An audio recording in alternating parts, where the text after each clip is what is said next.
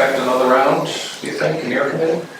In the subcommittee? Yeah. Yeah, we're talking to Lindsay about trying to get another one pinned down a date, and then confirm the topic. So as soon as we get that done, it is his intention to continue holding hearings. I think the hearings that we have held have been useful and significant. And I think we're going to need to get serious about legislating at some point.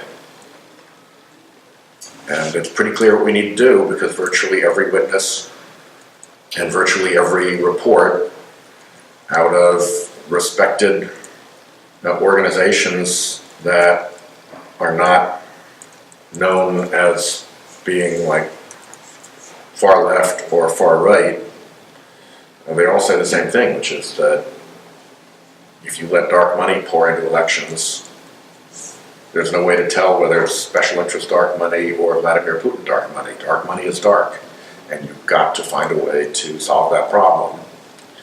And second, you've got to solve the problem of having America becoming increasingly a haven for international corruption and mischief through shell corporations that can hide people's identities.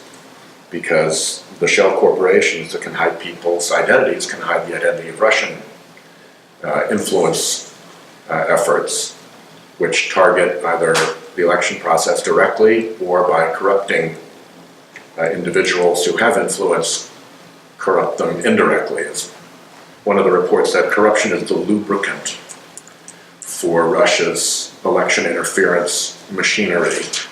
And so we have two really, really obvious targets to pursue to protect our country from that kind of foreign misbehavior.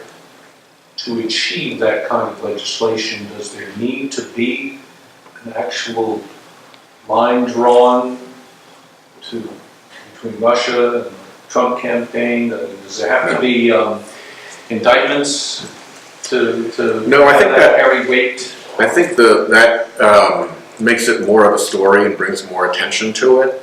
But what we've been told is that even if there was not collusion between Trump officials and Russia, Russia was still messing around in our elections, trying to take advantage of Google feeds, Facebook feeds, propagating fake news, having trolls all over the internet whacking away at one of the candidates. And they had their own goals for doing that, whether or not there was an actual act of conspiracy and collusion with the Trump campaign. So even if there is no chargeable offense between the Trump campaign and the Russians, we still don't want them messing around in our country doing that kind of stuff. And we particularly don't want them doing it in a hidden fashion, and that's where the dark money problem and the shell corporation problem becomes so acute. Do you think there's a need to somehow, when I think of dark money, typically you think of sort of Koch brothers. Yeah, right. Money coming in, whether it's on television advertising or in mailers. Obviously now social has become this big thing. Yeah. It's obviously so to do you support sort of regulating Facebook and other social media platforms in some way?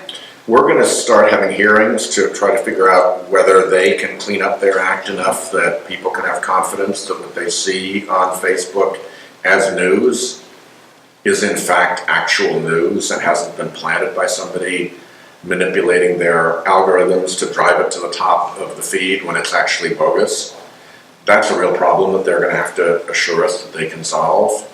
I think that the larger problem is that there are enough big American special interests, whether it's the Koch brothers or the fossil fuel industry or Wall Street or the pharmaceutical industry, who take advantage of the dark money channels and dark money influence, that when you close that spigot off to prevent Vladimir Putin from using it, you're also preventing some of the biggest American special interests from using it, and they're not going to like that. They like the power and the influence that the dark money gives them. And that's going to be the predicament that our Republican friends face in trying to take that on.